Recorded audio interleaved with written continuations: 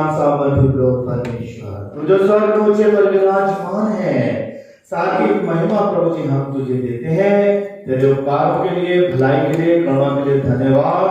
तो हमें बचाने के लिए मानव रूप लेकर के आया, जिसे हमने बड़े दिन के रूप में बनाया। हम धन्यवाद करते पिता परमेश्वर, तूने हमें नए साल में प्रवेश कराया। जब हम तेरे वचन, तेरे कलाम की बातों के ऊपर ध्यान मनन चिंतन करने जा रहे हैं, पवित्र आत्मा की सहायता, पवित्र आत्मा की सहायता चाहते हैं। पवित्र आत्मा हमारा सहायक मददगार बन के हमें संभाले, हमारी सहायता करे, हमारे साथ हो, ताकि जो वचन पवित्र आत्मा के द्वारा हमारे बीच में आता है, वो पवित्र आत्मा के मार्गदर्शन के द्वारा हम सबों की हृदय रूपी भूमि में जगह पाए, स्थान पाए, और फलवत हो, कोई 30 गुना, कोई 60 गुना, कोई 100 गुना फल आए। ये सब कुछ हम उद्धार करता हूं प्रभु यीशु मसीह के पवित्र मीठे और सामर्थी नाम से मांगते हैं, आमीन। हम सब मेहरबानी से अपने स्थानों पर बैठ जाएंगे। हालेलुया, प्रेज़ द लॉर्ड, जय मसीह की। जरा खुश होकर के आनंद है, प्रभु ने नया साल दिखा है। नए साल में पुरानी बातें छूट जाना चाहिए, पुराना स्वभाव, पुराना नेचर, पुरानी बातें, ठीक है ना। और नए साल में नए विचार, नए ख्याल, नई बातें, ठीक है। और इस तरह से हंसते हुए, मुस्कुराते हुए, हर्षोल्लास के साथ प्रभु की महिमा करें। फिर से हालेलुया, प्रेज़ द लॉर्ड, जय मसीह की। तो आप सबों को बहुत आशीष दे, और थैंक यू सो मच। हम धन्यवादित हैं सबसे पहले प्रभु का कि वो परमेश्वर, सामर्थ्य परमेश्वर, जिसने ये सांसें दी, ये जीवन दिया और हर तरह से संभाला, उस नए वर्ष में हमें अवसर दिया कि हम प्रभु के भवन में आके उसकी आराधना मिल करके करने वाले बने। हालेलुया। जो कि लेक्शनरी जो आज हमारी चल रही है, लेक्शनरी के अनुसार मैंने यहाँ पर लिया है लूका का 2 अध्याय और उसके 15 से 21 में आए। और 21 में आए पर अगर हम गौर करेंगे तो देखिए वहां क्या लिखा है। लूका का 2 अध्याय और उसकी 21 में आए जी। जब 8 दिन पूरे हुए और उसके खतने का समय आया, तो उसका नाम यीशु रखा गया, जो स्वर्गदूत ने उसके पेट में आने से पहले कहा था। ठीक है, हमने बड़ा दिन मनाया कब? 25 तारीख को, 25 दिसंबर को। और 25 दिसंबर से आज पहली तारीख कौन सा दिन है? 8वां दिन। ठीक है, 25 तारीख प्रभु यीशु मसीह का जन्म और आज पहली तारीख 8वां दिन। बाइबल क्या कह रही है? जब 8 दिन पूरे हुए, कितने दिन? 8 दिन पूरे हुए, तो उसके खतने का समय आया। यहूदी प्रथा के अनुसार 8वें दिन बच्चे का खतना हुआ करता था, तो उसका नाम यीशु रखा गया। हालेलुया। यीशु नाम कहते हैं बचाने वाला, सेवियर, उद्धारकर्ता। और प्रभु यीशु मसीह उद्धारकर्ता के रूप में मानव रूप लेकर के इस संसार में हमारा आपका उद्धार करने के लिए आए। और समय 3 विशेष विधियां जो थी, रस्म जो थी, वहां पर यहूदी प्रथा के अनुसार करना पड़ती थी। और पहली विधि ये थी कि खतने के समय में, इस संस्कार के समय में बच्चे का नाम रखा जाता था। क्या? जब उसका खतना होता था तब उसका नाम रखा जाता था। जब 8 दिन हुए, प्रभु यीशु मसीह के खतने का समय आया, तो उसका नाम जो स्वर्गदूत ने उसको ये कहा था, वो नाम उसका रखा गया। क्या नाम? यीशु। तो पहली विधि खतने के समय उसका 8वें दिन जब खतना होता था तो उसका बच्चे का नाम रखा जाता था। फिर दूसरी विधि क्या थी कि जो पहलौठा हुआ करता था उसको मंदिर में परमेश्वर को अर्पित किया जाता था, समर्पण किया जाता था, और 5 शेकेल धन्यवाद के रूप में दे करके उसे लेकर के आते थे। बेटे को याजक के हाथ में दिया जाता था। और जैसे हम लोग धन्यवाद करते हैं, धन्यवाद के बेटे देते हैं, 5 शेकेल वहां पर मंदिर में, हैकल में दिए जाते थे, और उससे ब्लेसिंग करा करके उस बेटे को घर में लेकर के आया करते। दूसरी रस्म। तीसरी रस्म ये थी कि जब 40 दिन हो जाते थे तो मां का शुद्धिकरण, हमारे यहाँ भी होता है ना, पाप करते हैं जब बपतिस्मा करने आते हैं तो उससे पहले पाप करते हैं। तो 40 दिन जब होते थे तो 40वें दिन वो माँ क्या होती थी, मंदिर में जाते थे, उसका शुद्धिकरण किया जाता। तो ये 3 विधियां जो थी वहां पर उस समय हुआ करती थी। आज हम नए साल में चल रहे हैं, हम इन विधियों पर ध्यान नहीं कर रहे हैं। तो मैंने थोड़ा सा इसलिए बताया कि 8वें दिन प्रभु यीशु मसीह के साथ क्या क्या चीजें हुई और क्या क्या यहूदी प्रथा के अनुसार उस समय विधियां अपनाई जाती थी। और यहाँ पर हमने क्या देखा कि उसका नाम क्या रखा गया, यीशु। यीशु नाम ये मेरे प्यारे अजीजों जो हमारे जीवन में सब कुछ बदल देता है, परिवर्तित कर देता है, हमारे गुनाहों को दे देता है, हमारे रोगों को दूर करता है, हमारी जिंदगी को नया कर देता है। और यीशु नाम के द्वारा ही उद्धार है। Hallelujah, hallelujah. और हम धन्यवाद करते हैं, हम उसी यीशु नाम को मानने वाले लोग हैं। हम कहीं और नहीं है, बहके भटके हुए नहीं है। हम यीशु नाम, जिस नाम से उद्धार है, जिस नाम से ब्लेसिंग है। तो हम देखते हैं मेरे प्यारे अजीजों, तो यीशु नाम ये जो है हमारी जिंदगी में हमें सब कुछ बदल देता है, नया कर देता है। जैसे कि अगर हम प्रकाशित वाक्य उसका 21वां अध्याय देखें, प्रकाशित वाक्य उसका 21वां अध्याय, और वहां पर हम 5वें अध्याय के ऊपर हम गौर करें, देखें प्रकाशित वाक्य उसका 21वां अध्याय और उसकी 5वें आयत क्या लिखा है। जो सिंहासन पर बैठा था, और जो सिंहासन पर बैठा था उसने कहा देख मैं सब कुछ नया कर देता हूँ। उसने कहा, जो सिंहासन पर बैठा था उसने कहा देख मैं सब कुछ नया कर देता हूँ। Hallelujah, hallelujah. मैं सब कुछ नया कर देता हूँ। इस नए साल में मेरे प्यारे अजीजों, हमारे क्या सोच थे, हमारे क्या विचार थे, हमारी कैसी चाल थी, हमारे कैसे कार्य थे, हमारी कैसी लेखनी थी, हम किस तरह से अपनी जिंदगी को बसर कर रहे थे, मगर इस नए साल में प्रभु यीशु नाम, प्रभु यीशु हमारे जीवन में सब कुछ नया कर देना चाहता है। हालेलुया। वो हमें नई सृष्टि बना देना चाहता है। इस नए साल में प्रभु हमें चाहता है कि हम किस तरह से, जो प्रभु कहता है कि सब कुछ जो सिंहासन पर बैठा है, कहता देख मैं सब कुछ नया करूंगा। और इसलिए मेरे प्यारे अजीजों, जिस तरह से हम क्या कहते हैं, जो हमारे वस्त्र पुराने हो जाते हैं, मैले हो जाते हैं, फट जाते हैं, गंदे हो जाते हैं, क्या हम उन्हें फिर पहनते हैं? नहीं, हम उतार के फेंक देते हैं। जिस तरह से हमने वर्ष 2020 को अलविदा कहा है, उसी तरह से पुराने जीवन को, पुराने मनुष्यत्व को हमें क्या कर देना है? अलविदा कहना। और हमें इस नए साल में एक नाम मिला है, वो क्या नाम है? यीशु नाम। यीशु नाम वो नाम जो है सब कुछ क्या कर देता है? नया कर देता है। आपका सोच, आपका विचार, आपका कार्य, आपका चाल, आपका व्यवहार, आपका उठना बैठना, आपका लिखना, आपकी दिन भर का व्यवहार, प्रभु जो है इस नए साल में सब कुछ क्या कर देना चाहता है? नया कर देना चाहता है। Hallelujah, hallelujah. मैं एक विश्लेषण देकर अपने संदेश को आरंभ करना चाहूंगा। और कहते हैं कि एक गांव, एक पहाड़ी क्षेत्र में एक छोटा सा गांव था, और उस पहाड़ी क्षेत्र में वहां पर उस गांव में एक छोटी सी मंडली थी, और वहां पर एक पासवान थे जो उस मंडली को की देख रेख करते थे, चलाया करते थे, उनके आत्मिक जीवन की चिंता रखवाली किया करते थे, आत्मिक तरह से उनको बढ़ाया करते थे प्रभु में। और क्या होता है कि एक दिन उनके पास एक खबर आती है कि उनके किसी मंडली के एक व्यक्ति को एक राक्षस ने मार दिया है, जो उसी कहीं पहाड़ में एक गुफा में रहा करता था।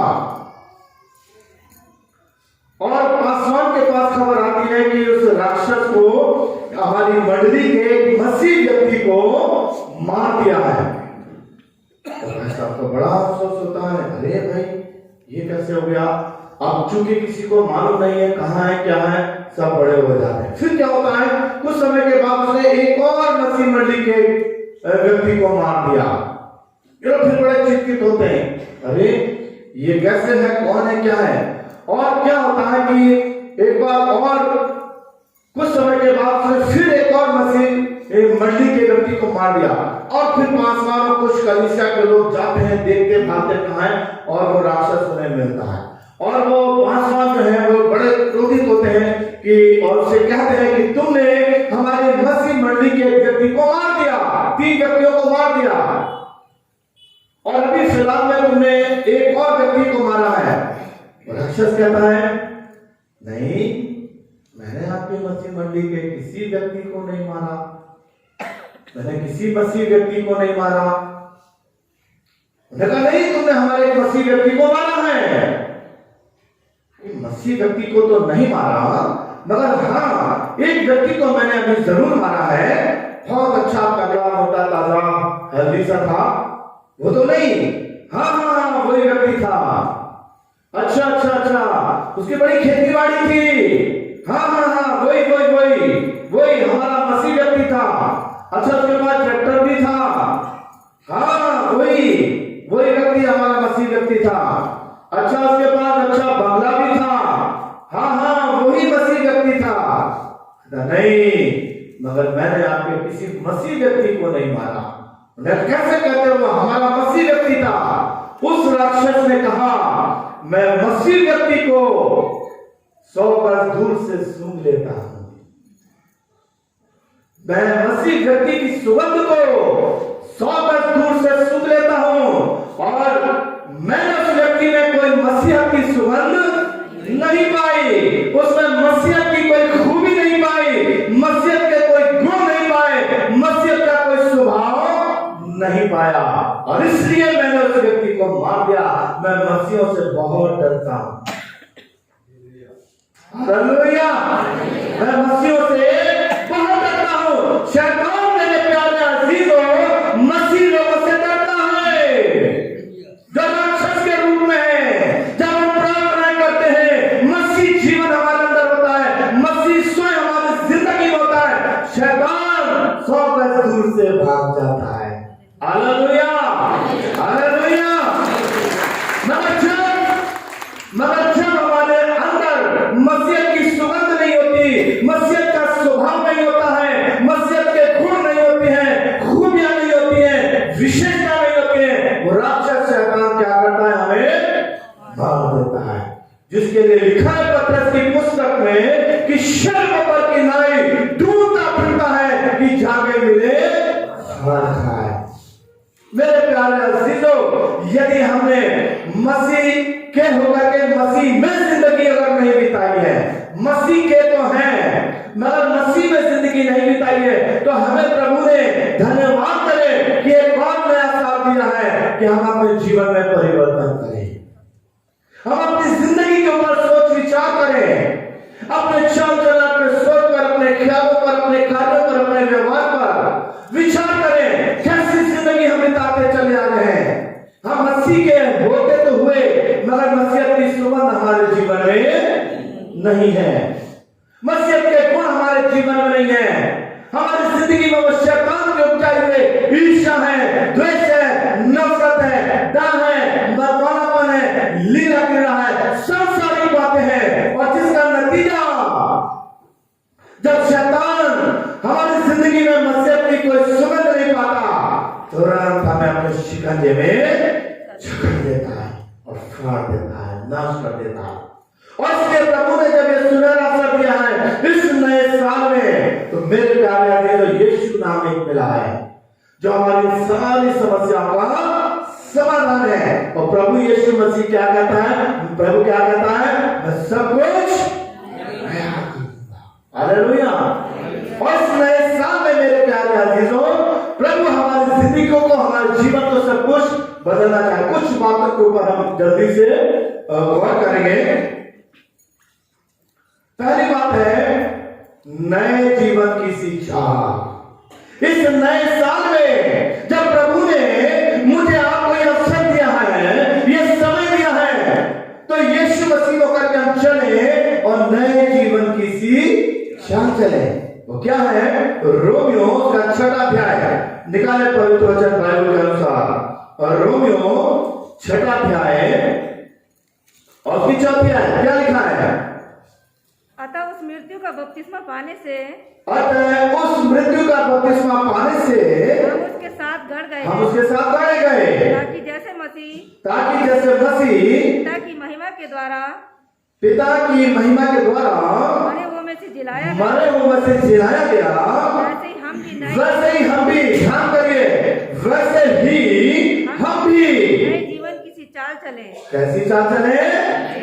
नए जीवन की सी चाल चले। हालेलुया! नए जीवन की सी चाल है। मसीह जीवन की चाल कैसी है? सीधी है, खरी है, जो अनंत जीवन की ओर चल रही है। और एक चाल है जो ऐसी चाल है, टेढ़ी मेढ़ी चाल। ये चाल किसकी है? शैतान की टेढ़ी मेढ़ी चाल। शैतान हमें कभी भी नहीं चाहता है कि हम सीधे मार्ग पर चले, जो अनंत जीवन की ओर चाहता है, जिसके लिए प्रभु यीशु मसीह का मान, सत्य और जीवन मैं हूं। आज हम अपनी जिंदगी में देखें मेरे प्यारे अजीजों, हम कैसी चाल चले? क्या अनंत जीवन से हटकर हम टेढ़ी मेढ़ी चाल चले? और अगर टेढ़ी मेढ़ी चाल चले हैं तो ये चाल किसकी है? शैतान की चाल है। और इसलिए इस नए साल में प्रभु हमारे जीवन में हमारी चाल को बदल देना चाहता है। हालेलुया! यदि हम किसी तरह से टेढ़े मेढ़े चले हैं, उन बातों को जो परमेश्वर की इच्छा के अनुसार नहीं है, वो आज्ञाएं जो प्रभु ने वचन के अनुसार दी है, हम उनके अनुसार नहीं चले हैं, टेढ़े मेढ़े चले हैं, तो प्रभु हमारी जिंदगी को बदल देना चाहता है। हालेलुया! और कैसा चाहता है? हम नए जीवन की सी चाल, आत्मा से भरकर प्रभु में होकर के सुंदर आत्मिक जीवन की चाल चलने वाले बने, ताकि हम अनंत जीवन के मार्ग पर बढ़ते जाएं और स्वर्गीय राज में प्रवेश कर जाएं। हालेलुया! तो मेरे प्यारे अजीजों, इस नए साल में हमें क्या करना है? प्रभु यीशु को अपनाना है और एक नए जीवन की चाल को चलना है। दूसरी बात क्या है? जल्दी जल्दी में चलूंगा क्योंकि हम ज्यादा समय यहाँ पर व्यतीत नहीं करना चाहते हैं। प्रॉब्लम है, भीड़ भी हो सकती है, तो हम संदेश को शॉर्ट इसलिए मैं दे रहा हूँ, ज्यादा लंबा नहीं कर रहा हूँ। दूसरी बात क्या है? नई बुद्धि। क्या है? नई बुद्धि। अगर हम रोमियो उसका 12वां अध्याय निकालें, वचन से देख रहे हैं हम, रोमियो उसका 12वां अध्याय और उसकी दूसरी आयत देखिए क्या लिखा है? इस संसार के सदस्य ना और इस संसार के सदृश ना बनो, तुम्हारे मन के नए हो जाने से, परंतु तुम्हारी बुद्धि के नए हो जाने से तुम्हारा चाल चलन भी बदल, तुम्हारा चाल चलन भी बढ़ता जाए, जिससे तुम परमेश्वर की भली और भावती इच्छा और सिद्ध इच्छा अनुभव से मालूम करते जाओ। हालेलुया! कितनी सुंदर बात है। इस बुद्धि का कैसा प्रयोग किया है? इस बुद्धि को हमें कहाँ लगाया है? परमेश्वर ने हमें बुद्धि दी है, ये समझ दिया है, ये ज्ञान दिया है, मगर हमने इसका कैसा इस्तेमाल किया है? गलत बातों में, सांसारिकता में, शैतानी बातों में। मगर यहाँ पर इस नए साल में प्रभु हमें सब कुछ बदल देना चाहता है। हालेलुया! और इसलिए क्या है? प्रभु हमें एक नई बुद्धि देना चाहता है। इसके वचन में क्या लिखा है? और संसार के सदृश ना बनो, संसार जैसे ना बनो। तो संसारी लोगों के अंदर जो बातें हैं, जो बुराइयां हैं, जो गंदगी की जिंदगी में जो अशुद्धता है, दुनिया में जो तरह तरह के बातें पाई जाती हैं, हमें क्या करना? बिल्कुल बदल जाना है। प्रभु के लोगों को है, तुम्हारी बुद्धि के नए हो जाने से तुम्हारा चाल चलन भी बदलता जाए। हालेलुया! तुम्हारा व्यवहार, बोलचाल, सब कुछ क्या है? बदलता चला जाए। जिस तरह से हम देखते हैं कि आप किसी मेंढक को है ना गर्म पानी में डालें, गुनगुने पानी रहेगा, उसमें फटाक से कूद के आ जाएगा। क्यों? क्योंकि वो इसकी इच्छा के अनुसार नहीं है। गुनगुना पानी, गर्म पानी, उसमें अगर आप किसी मेंढक को डाल के, अरे तो पानी में रहता है, पानी में डाल दो। मगर जब उसकी इच्छा के अनुसार नहीं है, वो मेंढक उसमें रुकेगा नहीं, तुरंत कूद के बाहर। इसी तरह से मसीह लोग इस संसार के सदृश्य नहीं होना है, उनमें नहीं खो जाना है, उन बातों में लिप्त नहीं हो जाना है, सांसारिक ख्वाहिशों इच्छाओं में नहीं खो जाना है, बल्कि इस नए साल में हमारी बुद्धि के नए हो जाने से हमारा चाल चलन बदलता गया है। हालेलुया। और प्रभु की भली भांति सिद्ध इच्छा को अनुभव से मालूम करते जाएं प्रभु हमारे जीवन से क्या चाहता है। तीसरी बात जल्दी से देखेंगे, नया गुंधा आटा। क्या है? नया गुंधा आटा। अगर हम पहला कुरिन्थियों का 5वां अध्याय, पहला कुरिन्थियों 5वां अध्याय और उसकी 7वीं आयत देखिए क्या लिखा है। पुराना खमीरा निकालकर, पुराना खमीर निकालकर अपने आप को शुद्ध करो, अपने आप को शुद्ध करो, नया गुंधा हुआ आटा, नया गुंधा हुआ आटा बन जाओ, ताकि तुम अखमीरी हो, ताकि तुम कैसे हो? अखमीरी हो। क्योंकि हमारा विश्वासा, क्योंकि हमारा विश्वास है, जो मसीह है, जो मसीह है, बलिदान हुआ है, बलिदान हुआ है। और देखिए यहाँ पर लिखा आगे, सो आओ हम उत्सव में आनंद मनाए, ना तो पुराने खमीर से, ना बुराई और दुष्टता के खमीर से, परंतु सीधाई और सच्चाई के अखमीरी रोटी से। हालेलुया। कितनी मनोहर बात है, कितनी सुंदर वचन दिया। कैसा? अखमीरी रोटी। अखमीरी रोटी कितनों ने खाई है? सभी खाई है। मैं पूछ रहा था, बोलो ना। अखमीरी रोटी कितनों ने खाई है? सबने खाई है। कैसा मीठा, कैसा उसका जायका होता है? खट्टा खट्टा है? हाँ, कैसा होता है?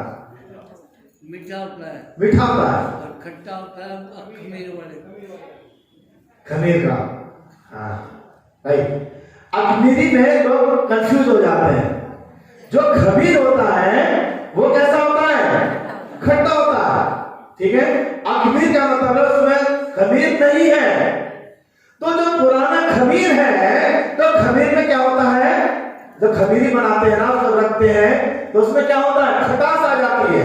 तो हमें उस पुराने खमीर को अपने जीवन से क्या करना है? निकाल देना है। नया गुंधा आटा, खमीरी रोटी बनाओगे, कैसा होगा? खट्टापन होगा। उस खटास को, उस बुराई को अपने जीवन से क्या करना है? निकाल देना है। और नया गुंधा आटा, है ना? जब नया गुंधा आटा होता है तो क्या होता है? बिल्कुल फ्रेश, उस रोटी में मिठास होगी। तो खटास जो है हमारी क्या है? उस बुराई को बताना है। 8 में तो आओ हम उत्सव आनंद मनाए, ना के पुराने खमीर। जो खमीर है, खमीर किस बात को दर्शा रहा है? बुराई को, दुष्टता को, है ना? परंतु सीधाई से सच्चाई, सीधाई और सच्चाई की अखमीरी रोटी। अखमीरी का मतलब है जिसमें खमीर नहीं है। हालेलुया। उस सीधाई और सच्चाई की अखमीरी रोटी, यानी नया गुंधा आटा है। जब नए नए फूल के आते हैं तो खाते हैं तो कितना मन आनंदित होता है? और ताजी ताजी जब बनी हुई होती है ना, तो 2 रोटी ऊपर ही खा ली जाती, स्वादिष्ट होती है।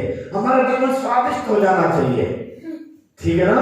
किस तरह से अखमीर, जिसमें खमीर नहीं है, तो हमारा जीवन नए गुंधे आटे की तरह है, जिसमें सीधाई है, सच्चाई है, खराई है, जिस तरह से अय्यूब की जिंदगी में था, है? और प्रभु ने उसके घर के चारों ओर क्या करा? हालेलुया।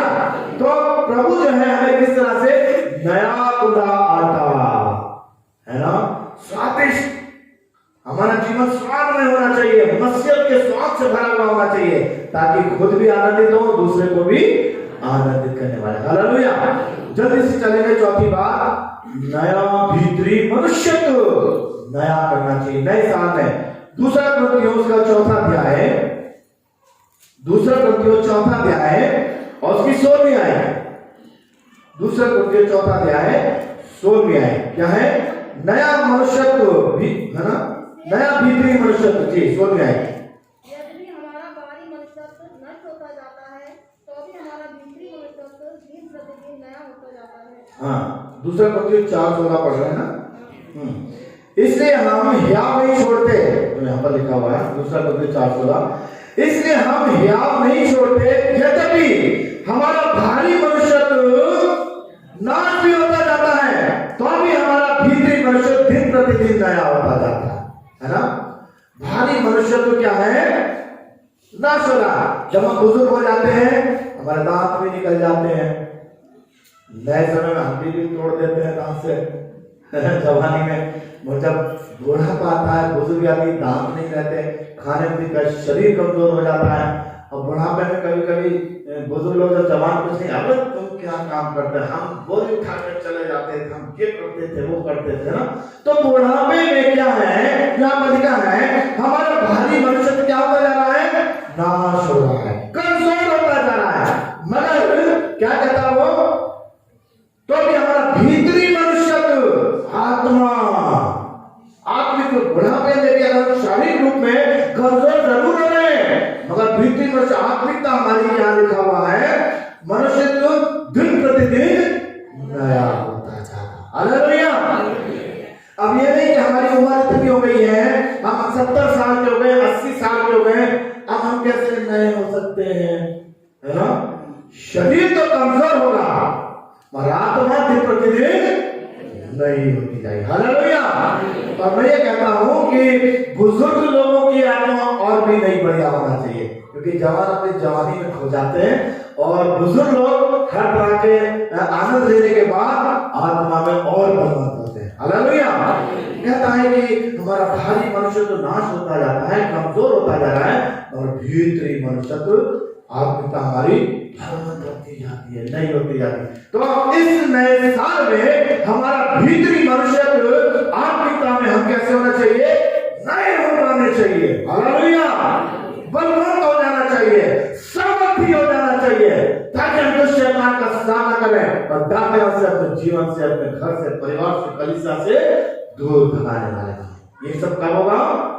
इसीलिए प्रभु ने कहा जब पवित्र आत्मा तुम पर आएगा, यह भीतरी मनुष्यत्व, जब पवित्र आत्मा तुम पर आएगा तब तुम सामर्थ पाओगे, गलील सामरिया यहूदिया दुनिया की छोर तक मेरे गवाह बनोगे। कब? जब भीतरी मनुष्यत्व आत्मा की प्रभुता, पवित्र आत्मा की सामर्थ मिलेगी, तभी हमारा सामर्थ्य बढ़ेंगे और तब हम प्रभु की गवाही दे सकेंगे। हालेलुया। आगे हम प्रभु के वचन से जल्दी से देखें। बहुत सी बातें मेरे पास है, मगर मैं थोड़ा सा आखिरी मैसेज को मुझे कट करना पड़ेगा। क्या है? नया आत्मिक स्वभाव, नया आत्मिक, नए साल में प्रभु यीशु नाम हमारी जिंदगी में एक नया आत्मिक स्वभाव देना चाहता है। अगर हम वचन दें ईशु का 4वां अध्याय और उसकी 23वीं आयत, ईशु की पुस्तक उसका 4वां अध्याय और उसकी 23वीं आयत में देखिए क्या लिखा है प्रभु के वचन में। और अपने मन के आत्मिक स्वभाव में, और अपने मन के आत्मिक स्वभाव में नए बनते जाओ, नए बनते जाओ, और नए मनुष्यों को पहन लो, और नए मनुष्य को पहन लो, परमेश्वर के अनुरूप सत्य की धार्मिकता, और परमेश्वर के अनुरूप सत्य की धार्मिकता पवित्रता में सृजा गया जो है। पवित्रता में सृजा गया। हालेलुया। कितनी सुंदर बात है मेरे प्यारे। और वचन कहता है और अपने मन के आत्मिक स्वभाव में नए आज तक का 2020 तक का हमारा स्वभाव क्या था? हम चिड़चिड़े स्वभाव के थे, हम अच्छे स्वभाव के नहीं थे, हमारे अंदर बड़ी हर तरह की सांसारिकता की स्वभाव हमारे जीवन में था, जो कि शैतान की तरफ से दिया गया था। मगर इस नए साल में प्रभु हमें सब कुछ नया कर देना चाहता है। फिलिप्पियों 2:5 के अनुसार जैसा मसीह यीशु का स्वभाव था वैसा ही तुम्हारा भी स्वभाव हो। हालेलुया। जैसा मसीह यीशु का स्वभाव था वैसा ही तुम्हारा भी स्वभाव हो। कैसा स्वभाव? अपने हित की नहीं बल्कि दूसरों की हित की चिंता करना। अपने स्वार्थ के बारे में नहीं, अपने परिवार के बारे में नहीं, अपने जीवन के बारे में, अपने हित की चिंता नहीं बल्कि दूसरों के हित की चिंता करना। यह है मसीह स्वभाव। मसीह ने अपने लिए शरीर पर जान नहीं दी, मसीह ने मनुष्य जाति के लिए क्रूस पर अपने प्राणों का बलिदान दिया। हालेलुया। निस्वार्थ ये स्वभाव मेरे प्यारे अजीजों कि उसने पापियों से प्यार किया और गुनहगारों को अपने गले लगाया। मसीह का स्वभाव मेरे आपके जीवन के अंतर्गत में होना चाहिए। एक दो बातें और लिखकर मैं समाप्त करना चाहूंगा। बातें तो बहुत है यहाँ पर, समय का ध्यान रखते हुए अगली बात क्या है? नया और जीवित मार्ग। इस नए साल में नया और जीवित मार्ग। इब्रानियों उसका 10वां अध्याय, इब्रानियों उसका 10वां अध्याय 19-22 देखिए क्या लिखा है। इसलिए हे भाइयों, सो हे भाइयों, जब हमें यीशु के जबकि हम यीशु के लहू के द्वारा उस नए और जीवित मार्ग उस से नए और जीवित मार्ग से पवित्र स्थान में प्रवेश करने का पवित्र स्थान में प्रवेश करने का हिया हो गया है, जो उसने पर्दे अर्थात अपने शरीर में से होकर हमारे लिए अभिषेक किया है। और इसलिए कि हमारा ऐसा महान याजक है सो हमारा ऐसा महान याजक है जो परमेश्वर के घर का अधिकारी परमेश्वर के घर का अधिकारी है। तो आओ हम सच्चे मन और देखिए ध्यान दीजिए, सो आओ हम सच्चे मन और सच्चे मन और पूरे विश्वास के पूरे साथ विश्वास के साथ और विवेक का हृदय का दूर करने के लिए हृदय का दोष विवेक का दोष दूर करने के लिए हृदय पर छिड़काव लेकर और देह को और अपने देह को शुद्ध जल से धुलवा कर परमेश्वर के समीप जाए। परमेश्वर के समीप आ जाए। हालेलुया। नए स्वभाव में होकर के नई सृष्टि बन करके वचन कहता तो आओ हम सच्चे मन और विश्वास और विवेक के साथ पूरे हृदय के साथ परमेश्वर के निकट आ जाए। हालेलुया। और जब ऐसा करेंगे प्रभु, हम मेरे प्यारे अजीजों, परमेश्वर हमारे जीवन को नया कर देगा। और हमें जो लिखा है, तो भाइयों जबकि हम यीशु के लहू के द्वारा, बिना यीशु के लहू के द्वारा नहीं, यीशु के लहू के द्वारा उस नए और जीवित मार्ग से पवित्र स्थान में प्रवेश करते हैं। प्रभु ने कितना सुंदर हमारे लिए योजना रखी है? वो कहता है कि जहां मैं हूं वहां तुम भी रहो। प्रभु जीवन का मुकुट लेके मेरा आपका इंतजार कर रहा। हालेलुया। आखिरी और अंतिम बात करके खत्म करना चाहूंगा। बहुत सी बातें यहाँ पर है। एक नया नाम, नए साल में एक नया नाम। प्रकाशित वाक्य उसका 2 अध्याय है और उसकी 7वीं आयत। प्रकाशित वाक्य 2। जिसके कान हो वह सुन ले। आत्मा कलीसियाओं से क्या कहता है? जो जय पाए उसको मैं गुप्त मन्ना में से दूंगा और उसे एक श्वेत पत्थर, ध्यान दीजिए, जो जय पाएगा गुप्त मन्ना में से दूंगा उसे एक श्वेत पत्थर, उस पत्थर पर एक नाम लिखा होगा जो उसे पाने वाले हाँ कोई और नहीं जानेगा। देखिए क्या है? एक नया नाम। और यहाँ पर दिया हुआ है जो जय पाए। देखिए ध्यान से दिए, एक मन में पढ़ूंगा, मैं समझाऊंगा से। जिसके कान वो सुन ले कि आत्मा का विश्वास क्या कहता है? जो जय पाए, जयमत जीवन पाएगा। प्रभु कहता है उसको मैं गुप्त मन्ना में से दूंगा, स्वर्गीय भोजन, और उसे एक श्वेत पत्थर भी दूंगा और उस पत्थर पर एक नया नाम लिखा होगा जिसे उसके पाने वाले के सिवा कोई ना जानेगा। जिसको दिया जाएगा वो नाम हो ही जाएगा। या श्वेत पत्थर जो जयमत हुआ है उसको क्या दिया जाएगा? एक श्वेत पत्थर। मैं थोड़ा सा बताना चाहता हूँ सफेद पत्थर और काले पत्थरों के बारे में कि पुराने समय में जब कोर्ट और अदालत होती थी ना, तो क्या होता था कि जब अदालत लगती थी, जज जो थे ऊपर अपनी चेयर पर बैठते थे और ज्यूरी जो वकील होते थे वो बैठा करते थे। और कटघरे में एक तरफ मुजरिम होता था और दोनों तरफ से बहस हुआ करती थी। एडवोकेट जो थे उनकी तरफ से बहस क्या करते थे। और जितने वकील होते थे उनके पास एक काला पत्थर होता था और एक सफेद पत्थर हुआ करता था। पहले जो जजमेंट होता था काला पत्थर और एक सफेद पत्थर। और सारे वकील जो थे उस बहस को अच्छी तरह से सुना करते थे। और जब बहस हो जाती थी तो बीच में एक जार होता था और वो सारे जूरीज वकील उठकर के आते थे, जिसको जो सी भी मर्जी होती थी उन दोनों पत्थरों में से अगर सही लग रहा है तो व्हाइट सफेद पत्थर डाल दिया, नहीं सही लग रहा है तो काला पत्थर डाल दिया। बाद में जज जो था उन पत्थरों को लेता था, डिस्कशन करता था, और अगर सफेद पत्थर अधिक होते थे तो वो बरी हो जाता था, जय पाता था। और अगर काले पत्थर ज्यादा होते थे तो उस व्यक्ति को सजा दे दी जाए। यहां पर क्या लिखा है? जो जयवंत हो, क्या लिखा है वचन में? जो जयवंत हो उसे एक सफेद पत्थर मिलेगा। हालेलुया। जो जयवंत होगा, जो इस संसारिक जीवन के युद्ध में शैतान के साथ जयवंत होगा, नई सृष्टि बनेगा, इस नए साल में अपने आप को तब्दील कर लेगा, बदल लेगा, यीशु नाम को अपना लेगा और यीशु में चलने वाला बनेगा और जीवन के अंतिम सांसों तक जयवंत होगा। तो प्रभु का वचन क्या कहता है? उसे एक सफेद पत्थर दिया जाएगा और उस पर इसका एक नया नाम होगा। प्रभु कहता है ना, मैं सब कुछ बदल दूंगा, तुम्हारा जीवन, तुम्हारा नाम, सब कुछ बदल दूंगा और एक नया नाम होगा जो केवल जिसको दिया जाएगा वही पड़ेगा और आसमानी स्वर्गीय मन से स्वर्गीय भोजन दूंगा। Hallelujah, hallelujah.